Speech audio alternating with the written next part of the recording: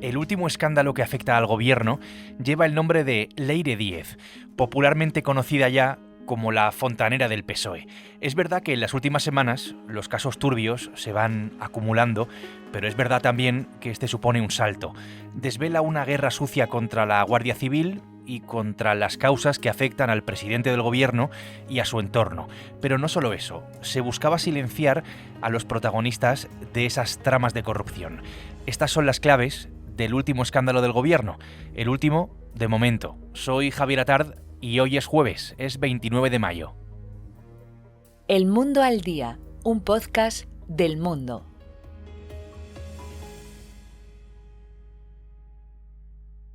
Esteban Urreiztieta es subdirector y jefe de investigación del Mundo. Esteban, hola. ¿Qué tal, Javier? Leire Díez, directora de Relaciones Institucionales de Correos.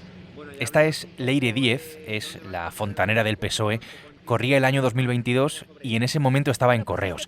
Correos es la mayor empresa pública de España y desde luego muy codiciada para colocaciones al más alto nivel. Hablemos de Leire, Esteban, para dejarlo claro. Trabaja para el PSOE y esto va mucho más allá de tener el carné del partido y tiene un vínculo además muy claro con el gobierno.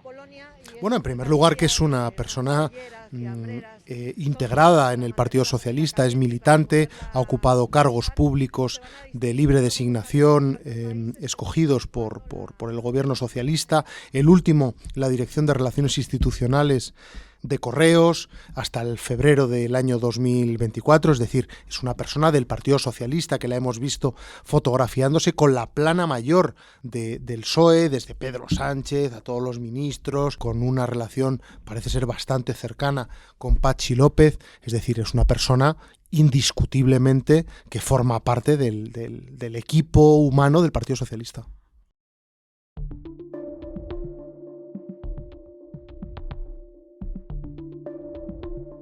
Leire Díez es lo que en política se conoce como un fontanero, un término acuñado por los periodistas americanos en Estados Unidos durante el caso Watergate, que es el caso que acabó con el presidente Nixon.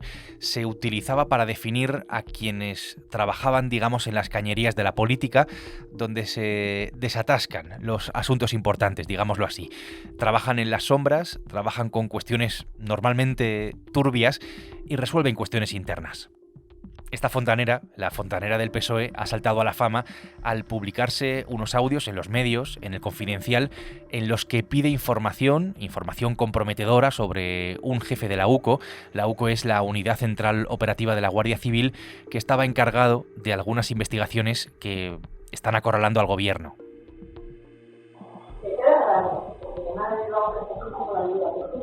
La cosa no queda ahí, ni mucho menos, porque en El Mundo hemos tenido acceso a las imágenes de la fontanera de Leire Díez en una reunión absolutamente reveladora de su trabajo y de lo que hacía.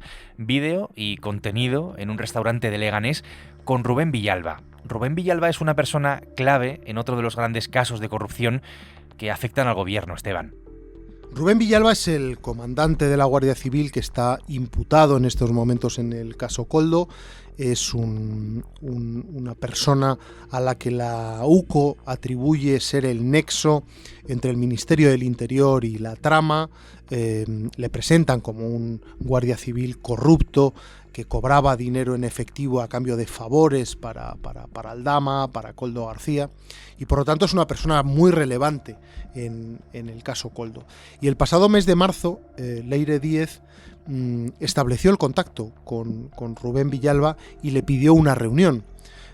Rubén Villalba accedió, eligió él el sitio, dijo que tenía que ser en un restaurante en Leganés y allí acudió Leire Díez como hemos acreditado en El Mundo gráficamente, ¿no? ¿Cómo llega hasta esta persona, hasta Rubén Villalba?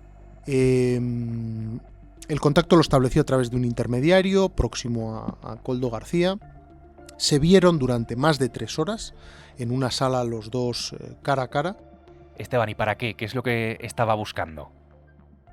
Pues desplegó todas sus artes de fontanería y le pidió abiertamente que quería información sensible, información comprometedora de la cúpula de la Guardia Civil a Rubén Villalba, concretamente de la UCO y de la jefatura de información, es decir, de las unidades que están llevando en estos momentos las investigaciones que cercan al gobierno de Pedro Sánchez. Ella le pone encima de la mesa una lista negra de nombres de altos mandos de la Guardia Civil a los que tilda textualmente de elementos subversivos a los que hay que limpiar, le pide información de todos ellos y a cambio le ofrece que el partido, porque ella habla siempre de los de arriba del gobierno, es decir, habla en nombre del Ejecutivo de Pedro Sánchez, ella dice que el Partido Socialista, que el Ejecutivo va a proceder posteriormente a su rehabilitación profesional y que va a hacer todo lo posible, y además dice que ya tiene un plan bastante avanzado en ese sentido, que va a trabajar para anular el caso Koldo por la vía de intentar acreditar que se han cometido ilegalidades por parte de los mandos. Es decir, Leire Díez se reúne con el nexo entre la trama Koldo y el Ministerio del Interior, Rubén Villalba, que está imputado, le ofrece protección y le ofrece incluso un ascenso a cambio de invalidar las causas judiciales que afectan al partido, al PSOE. Absolutamente. Ella lo que pone encima de la mesa es que tiene un plan, que tiene una estrategia respaldada por el propio gobierno y con la complicidad, dice ella, de la Policía Nacional y de la Fiscalía. Hay que recordar que las grandes causas del PSOE en estos momentos están siendo investigadas por la Guardia Civil, no por la Policía Nacional, y lo que dice en las conversaciones Leire Díez es que tiene la complicidad de la Policía Nacional para desmontar a la Guardia Civil, y lo de desmontar es también literal y textual de Leire Díez, y por lo tanto, bueno, pues esa es la oferta suculenta que le puso encima de la mesa a Rubén Villalba en ese bar, en ese restaurante de Leganés, hace prácticamente nada.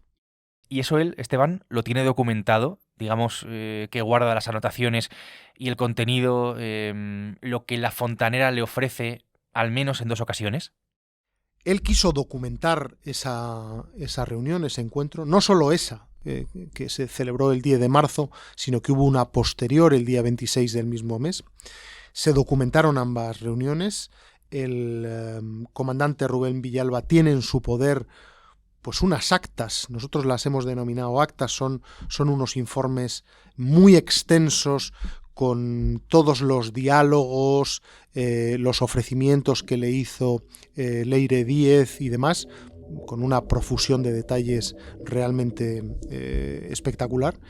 Y bueno, y todo ese material, pues él tiene previsto ponerlo a disposición de la justicia para que se esclarezca. Primero, sí, conozco a Leire, como militante socialista.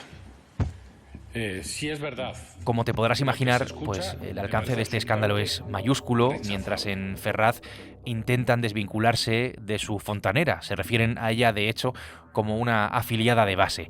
También es cierto que ha habido un aluvión de cargos socialistas, como el presidente de Castilla-La Mancha, García Paje, que han reclamado una decisión tajante en este asunto. El PSOE tiene que atajar por completo cualquier tipo de especulación sobre lo que pudiera ser trabajos sucios o lo que pudiera ser... Palabras como estas, como las de Paje, han obligado al PSOE a abrirle un expediente a Díez. Esteban, por todo lo que sabemos de estos trabajos que recuerdan directamente mucho a una especie de guerra sucia de alguien que habla, además, en nombre del gobierno, los de arriba, recordemos, que aparece en fotos incluso brindando con la propia Begoña Gómez, la mujer del presidente, que está buscando anular las causas que afectan a Sánchez y a Moncloa, y con el foco directamente en la Guardia Civil continuamente. ¿Existe una especie de fijación en todo ese entorno con la UCO? Bueno, es que para ir por libre Leire Díez, como dice el PSOE, su discurso y sus intenciones son coincidentes con las del gobierno.